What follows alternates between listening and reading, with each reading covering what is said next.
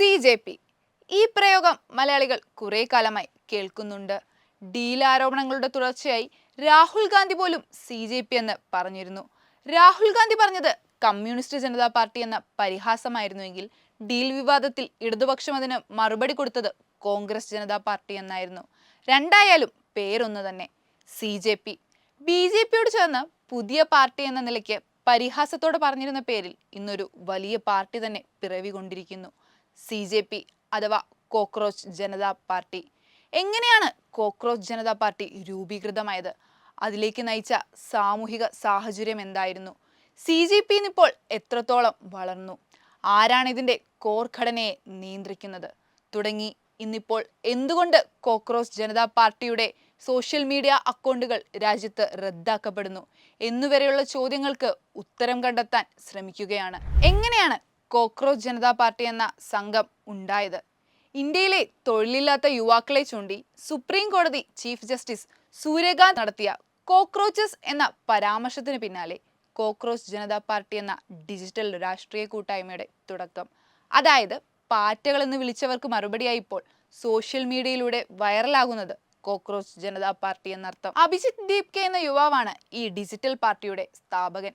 2020 മുതൽ 2023 വരെ ആം ആദ്മി പാർട്ടിയുടെ സോഷ്യൽ മീഡിയ ടീമിൽ സജീവമായി പ്രവർത്തിച്ച ആളാണ് അഭിജിത്ത്. ഈ മാസം 16 ആരംഭിച്ച ഇൻസ്റ്റഗ്രാം പേജിന്റെ ഫോളോവേഴ്സിന്റെ എണ്ണം ഇപ്പം തന്നെ 13 മില്യൺ കഴിഞ്ഞിരിക്കുകയാണ്. അത് ഓരോ സെക്കൻഡിലും കൂടിക്കൊണ്ടുമിരിക്കുന്നു.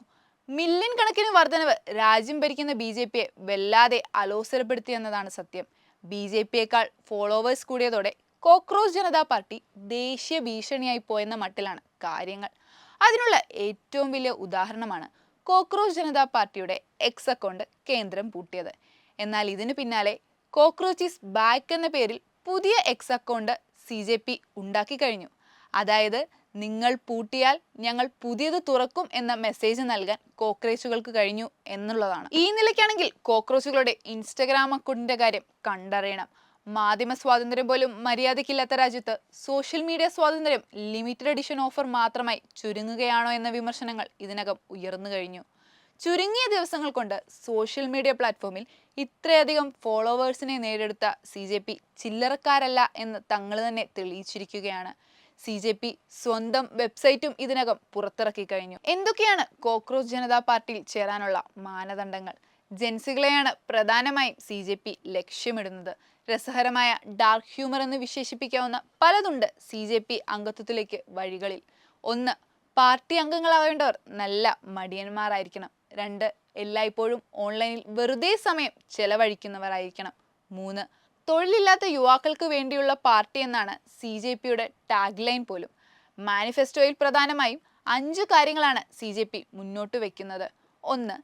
ക്യാബിനറ്റ് പദവികളിൽ സ്ത്രീകൾക്ക് 50% സംവരണം. 2. രാഷ്ട്രീയ പാർട്ടി മാറുന്ന MLA മാർക്കും MP മാർക്കും 20 വർഷത്തേക്ക് തിരഞ്ഞെടുപ്പ് വിലക്ക്.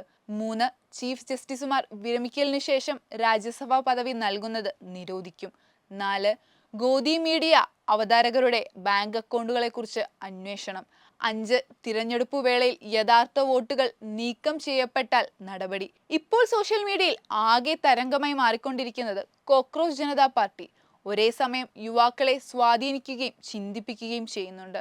യുവജനങ്ങളുടെ ശബ്ദം രാജ്യത്താകെ ഉയർന്നു കേൾക്കാൻ വെറും പാറ്റ എന്ന ഐഡന്റിറ്റി സ്വീകരിക്കേണ്ടി വന്നാൽ ഞങ്ങൾ അതിനും തയ്യാറാണ് എന്ന് കോക്രോച്ച് ജനതാ പാർട്ടി എന്ന പേരിന്റെ ഉള്ളടക്കം. അതവർ ഉറക്കെ പറയുന്നുമുണ്ട്. പാറ്റകൾ അഴുക്കിലും ചീഞ്ഞഴുകിയ ഇടങ്ങളിലുമാണ് ജീവിക്കുന്നത് എന്നൊരു സന്ദേശവും ഇതിലുണ്ട്.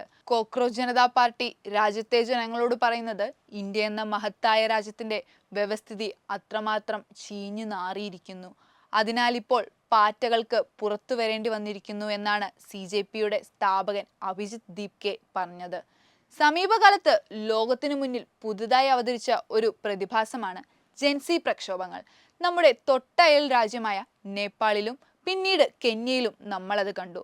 ബംഗ്ലാദേശിലെ കലാപത്തിന് തുടക്കമിട്ടത് വിദ്യാർത്ഥികളും യുവജനങ്ങളും ആണെന്ന കാര്യവും ഇക്കൂട്ടത്തിൽ ഓർക്കണം. എന്തായാലും ജെൻസികളുടെ പ്രക്ഷോഭങ്ങളെ രാഷ്ട്രീയമോ അരാഷ്ട്രീയമോ ആയ ആൾക്കൂട്ട നിർമ്മാണത്തെ സാമൂഹ്യ ശാസ്ത്രജ്ഞർ ഇതിനകം പഠന വിഷയമാക്കി കഴിഞ്ഞിട്ടുണ്ട്. എന്താണ് യഥാർത്ഥത്തിൽ സംഭവിക്കുന്നതെന്നും വരും നാളുകളിൽ നമുക്ക് ഓരോരുത്തർക്കും അറിയാൻ കഴിയാമെന്ന് തന്നെയാണ് പ്രതീക്ഷ.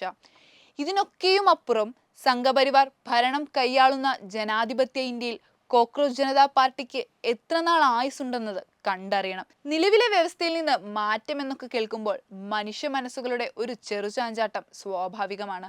അത് ഇവിടെയെന്നല്ല, ഏത് രാജ്യത്തും മനുഷ്യ സഹജമായ ഈ സ്വഭാവ സവിശേഷത സ്വാഭാവികമായ ഒന്നു മാത്രമാണ്. ശരിയേതെന്നും തെറ്റേതെന്നും വൈകാതെ അറിയാൻ കഴിയും.